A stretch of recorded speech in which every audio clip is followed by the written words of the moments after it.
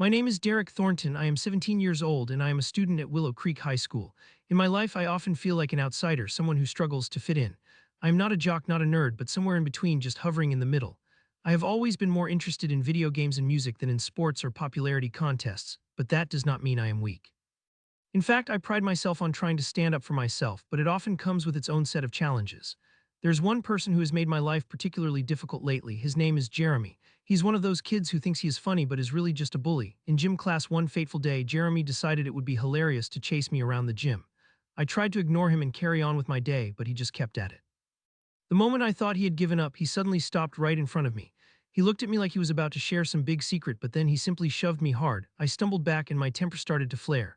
When I got back into the gym building, this onslaught continued like he was determined to make my life as miserable as possible. I told him to stop, but he just laughed and kept poking at me, igniting a fire inside me. That was it. I had enough. In a flash of anger, I swung my hand, nicking him right on the lip with my knuckle. His face twisted in surprise and anger, which only made me feel a bit vindicated.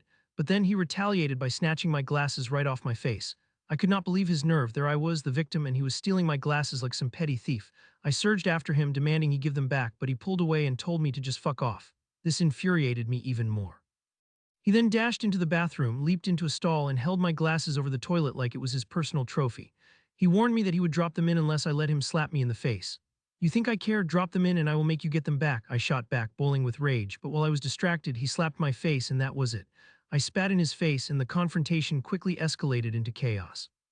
Jeremy was scratching me, desperately trying to hold onto his pride. I shoved his head into the metal handle of the toilet. The moment was savage and it felt like a scene straight out of a movie. His front teeth flew out, scattering like lost hopes on the bathroom floor. Both of us found ourselves suspended for 4 days. When we returned to school, I was still seething with the memory of that confrontation.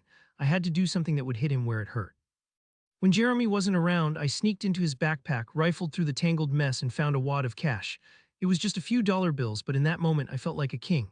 Instead of pocketing the money, I decided to rip those dollar bills into tiny pieces like they were my escape and toss them in the trash. It was my way of getting back at him, but the petty revenge didn't end there. In cooking class one day, I was just trying to relax and scroll on my phone when another student, Lucas, approached me. Without saying a word, he began kicking my chair, trying to force me out of his spot. Lucas had this stupid smile plastered on his face, completely oblivious to how ridiculous he looked. After he shoved my chair hard enough to push me out of the way, I asked him what was wrong with him. With a grin, he simply replied, "You are in my spot." I told him he should have used his words instead of trying to bully me. But the next day he came in, kicking my chair again. I had enough. When he kicked me again, I kicked his leg away and he whined, claiming I was the problem. I shot back, telling him to just use his words. He insisted I would not listen, so I met his challenge. I spat on his leg. The immediate reaction was dramatic. He screamed and darted out of the classroom in tears. The school staff later told me that Lucas had OCD, which made him sensitive to situations like that. Somehow I ended up being the one suspended for 2 days. It seemed completely unfair given that Lucas did not suffer any consequences. Things got even messier in Spanish class when one of the teachers, Mr. Rodriguez, decided to make me his personal project. He harangued me incessantly about my grades, demanding to know if I even planned to go to college. His nagging felt more like bullying than constructive criticism. Without any notice, he threatened to punch me in the face while grinning like a maniac. I just stared at him in disbelief. It was surreal. How did he think this was okay? When he told me to get back to work, I decided I was done being his punching bag. Right before I resumed my studies, I spat on his arm. Mr. Rodriguez exploded, furious like I had committed a crime. I found myself in the principal's office again, explaining myself. Instead of 2 days, I ended up with 1 day because I begrudgingly apologized to the teacher. But I had a feeling it was not enough for me to regain my dignity. And so the cycle continued. Each confrontation solidified my reputation as the kid who fought back, but it also painted me as a troublemaker. Each time I thought I might have scored a victory, there was always a price to pay, often one that felt like a stab in my own heart. Hunting my revenge just led me into deeper waters, and I began to wonder if I could ever escape this loop of chaos.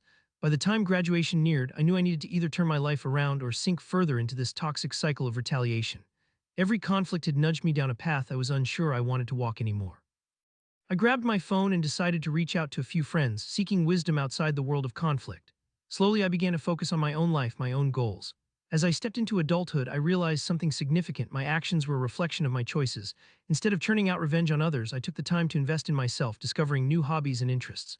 I found joy in writing and even tried my hand at music, rebuilding myself brick by brick. And as graduation day approached, I felt a sense of peace washing over me. Jeremy and Lucas were just a memory now, remnants of a chapter I was closing. In the end, I learned that revenge could eat you alive, but growth could set you free. I walked up to the podium during graduation, a newfound confidence radiating from me. In front of my peers, I smiled, knowing I had transformed. I had not only escaped the toxic cycle, I had transformed the story of revenge into one of redemption.